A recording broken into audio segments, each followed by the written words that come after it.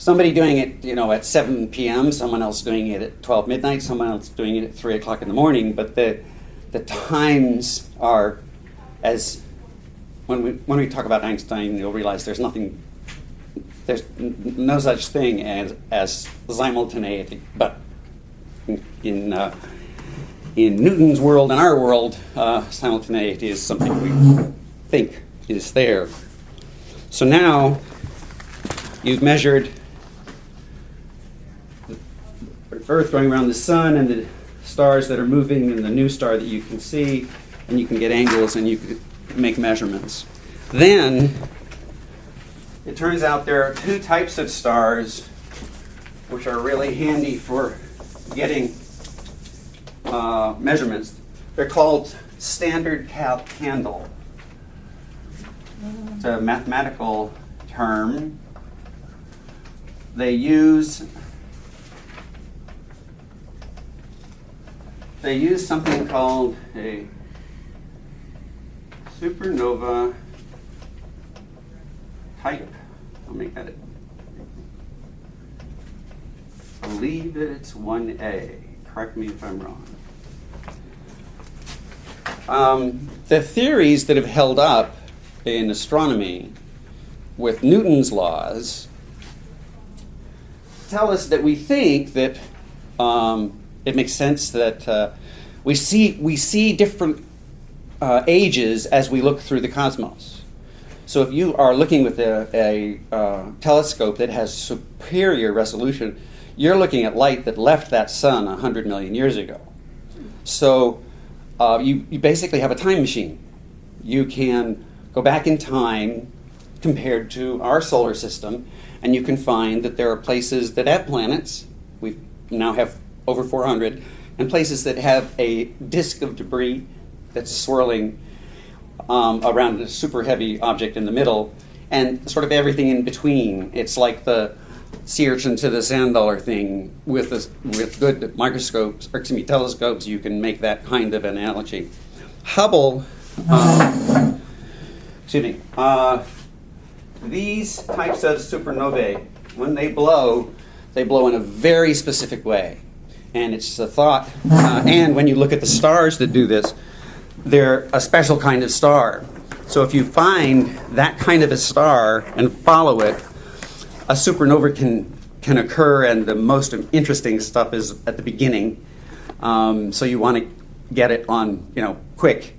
So you see a star that looks like it's going nova. You call, the physics hotline and say, everybody stop what you're doing and point this direction because you may catch it. And the reason it's so important is, if you think about it, there's a lump in the middle and just a disk of debris or gas or little things around it, but the whole thing's spinning, has an angular momentum. When you get to a point where this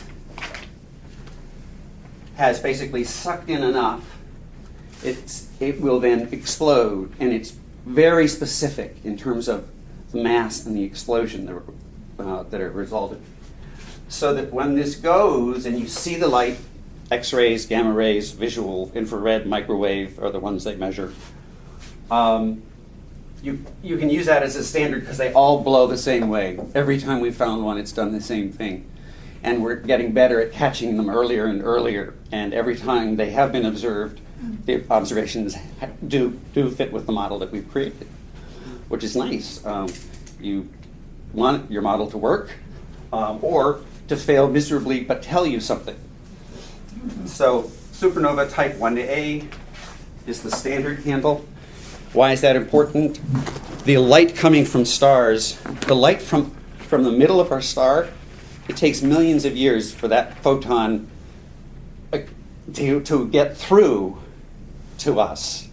Because the sun is so condensed, it keeps hitting things and getting absorbed and then released and absorbed and released and absorbed and released. And so it just goes helter-skelter, and finally it escapes the gravity well of the sun and comes at us. Our eyes, if you look at the diagram there, we have visual cortexes that are funny.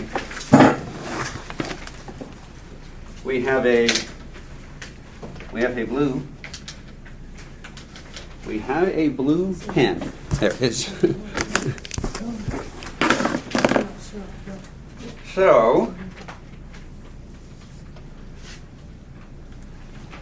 blue, they say yellow, but I don't have a yellow pen and you could hardly see it.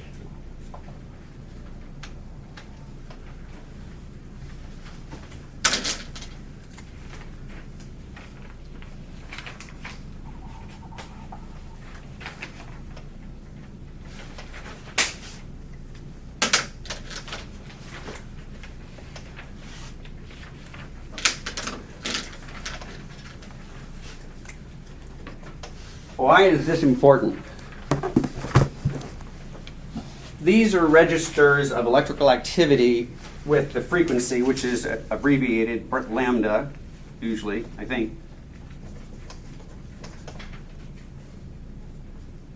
Is that correct? Lambda? Or lambda's wavelength? We'll just start with frequency. Versus intensity.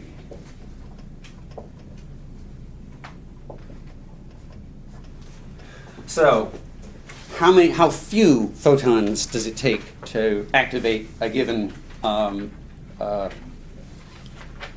cell in the back of your eye?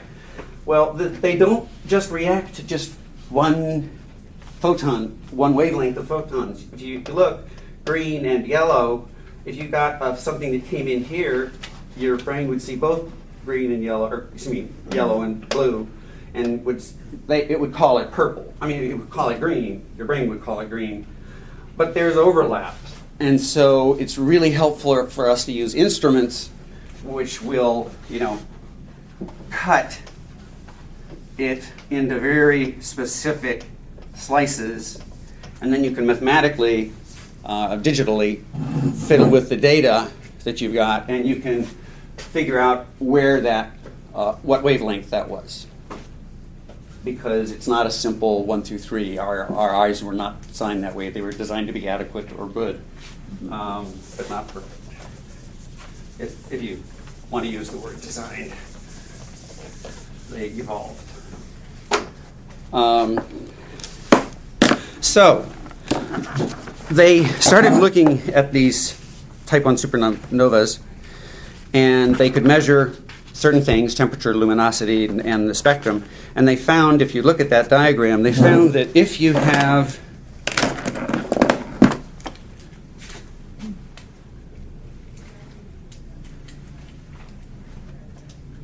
my brain on, I'm very excited today.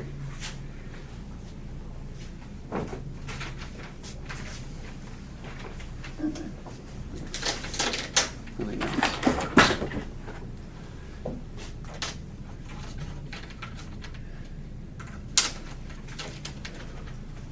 Okay.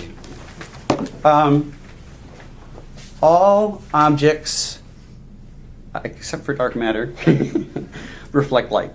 And they do that by absorbing a photon and releasing a photon. So if you're wearing a blue shirt, it captures everything except blue. Blue bounces off or is absorbed and reflected. So one of the things they found was that when they looked,